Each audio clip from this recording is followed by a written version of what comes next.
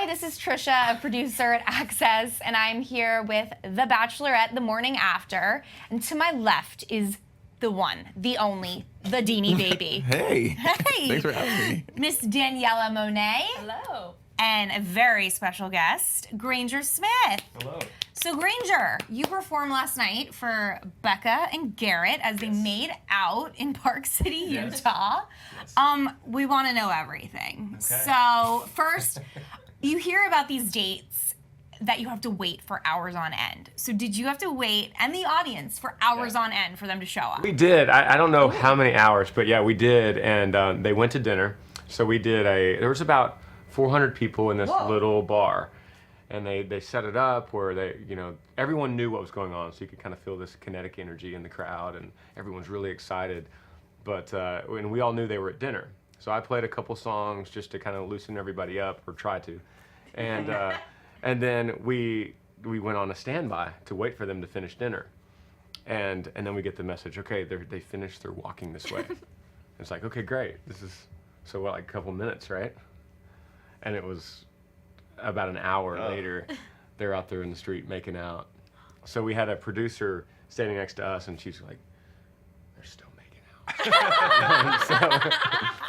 so yeah, you're exactly right. And but the crowd didn't mind. We, of course, didn't mind, because there's so much anticipation of being part of this moment. Right. It was like being in a huge surprise birthday party. Like you're all waiting for that door to open. Was the audience provided with alcohol? Yeah, it was a bar. Yeah. Okay, good. My question with these dates, and sorry to interrupt, is what happens if Becca didn't give Garrett the rose? Does she just go to the stage by herself and dance by herself? You know?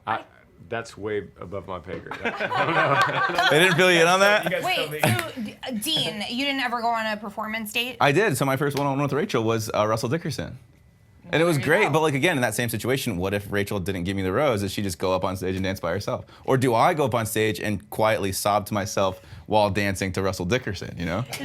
The producers cross that bridge Once they get there. Once they get there. Yeah. So, okay, a lot of making out with Garrett, and that's why I believe he could be a front runner, because there is a lot of chemistry there.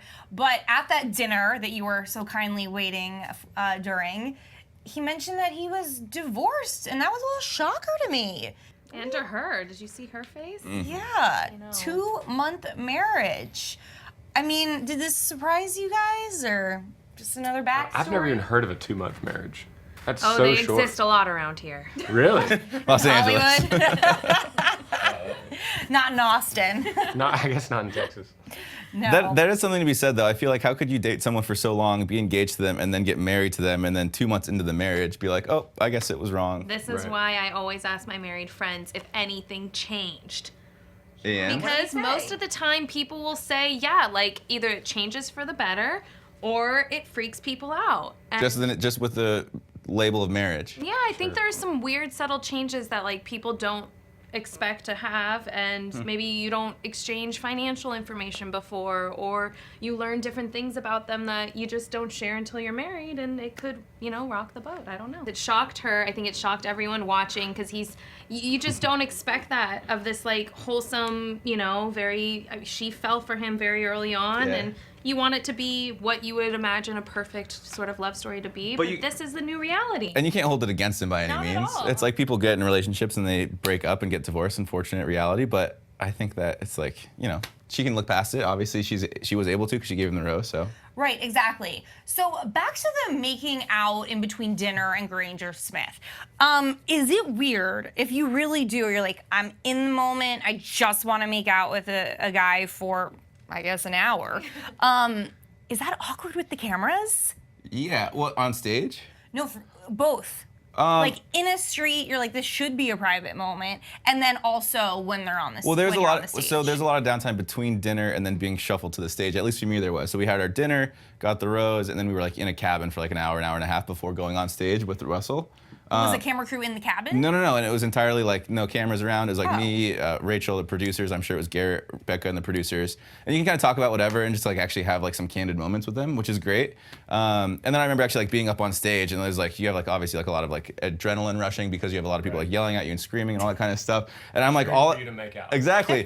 And I felt like I was over making out. I was like I just feel like all I'm doing is making out with you. You probably want to enjoy the music a little bit. I don't know if they felt that way, but it's like I don't know. It's fun. There's a lot going on. It has to be that because you're standing in front of people and they're cheering for you, and when you kiss her, they cheer louder. Yeah. You know, that's like scoring the touchdown. So you want to keep kissing her. But I can imagine if you're thinking, should I stop? Maybe I should just dance for a little bit. But they stop cheering. So But then they stop. So Daniella, there were a lot of kisses last night. Yeah. Do you remember any that stood out to you? Oh, right off the bat, I'm thinking of Will's one-on-one with Becca. I thought that, like, first of all, he's a great forehead kisser. Really good on that. And their date was so cute. It was just cute, and it was exactly what she needed, and he said all the right things, and they didn't kiss a ton. It wasn't an overwhelming amount of making out, but it just felt right.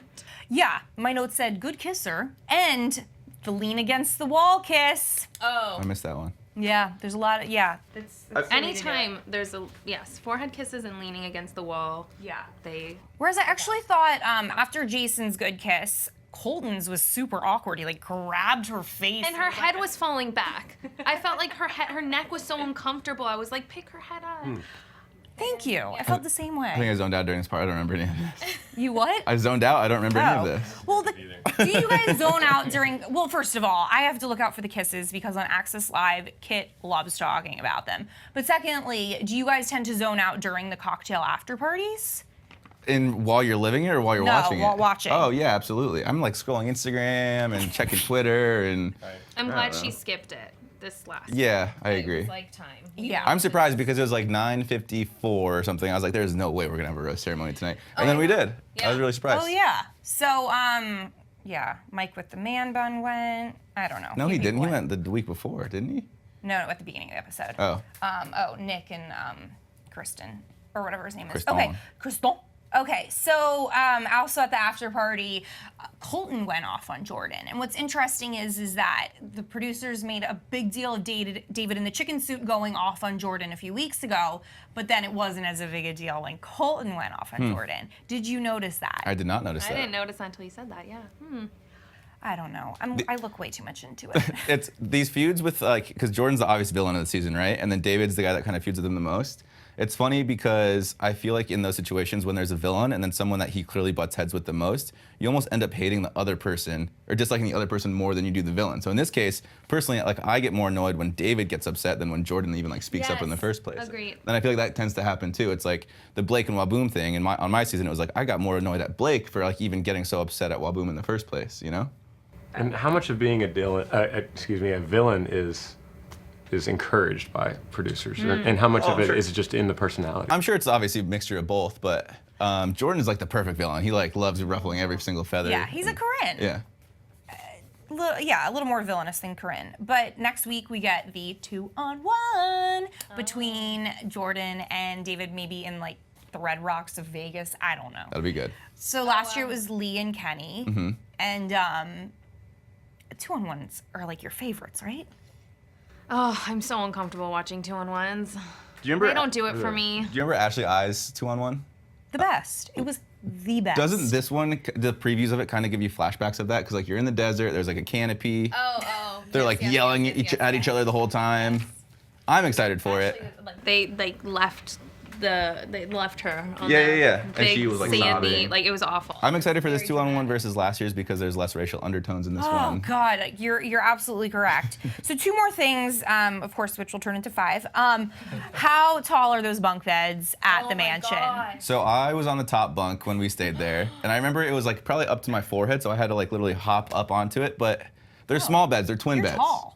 Well, yeah, they're tall bunk beds. Yeah. So you have to like jump up, but they're like, come on, we're adults. You're not supposed to fall off of them. And it's a twin bed. You're always sleeping like queen or king size beds, but I think there was some foul play there. Yeah. So Granger, when you we'll get into that. When you saw I keep calling him Alex from JoJo's season.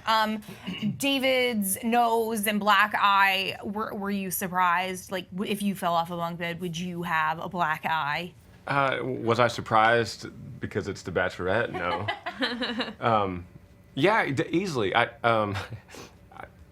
Stages. I've fallen off of stages before, and they're much shorter than that. Did you ever get a black eye? Broken ribs. Oh my God. wow. Yes. So yeah, absolutely. You land the right way and Or the wrong way. Or the wrong way. Yeah, sure. Ooh. How do you fall off a stage? Just not aware of where it ends, kind of thing. Tripping up in up a the cable or standing on a wobbly monitor, Yeah. or just being clumsy. Yeah. Just having too much fun. Having too much fun. Yeah. Yeah. So you think maybe there was alcohol involved? Oh, I mean, it's hard for me to imagine a grown man falling off of a bunk bed. So there has to be like some added, component I need to know this. what you're alluding to. I mean, I have no idea. Like, were there two men up there? No.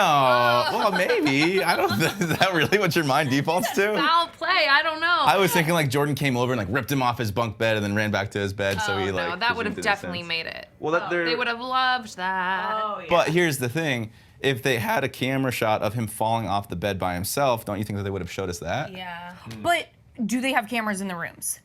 Yes. On like Bachelor in Paradise, where they're in every room. Yeah, we never see their rooms on Bachelor, No. Bachelorette. Maybe not actually. I Only can't on remember. Bachelor in You might Paradise be you right. see the rooms. If they were smart, they would have a camera in every room, and they would have it in the car rides to the group dates and to the dates. They're doing more of that this year, I feel like. Okay. But yeah, they learned from Crystal last season. Oh right, because she was Needle. Yeah, needle pee pee. Right.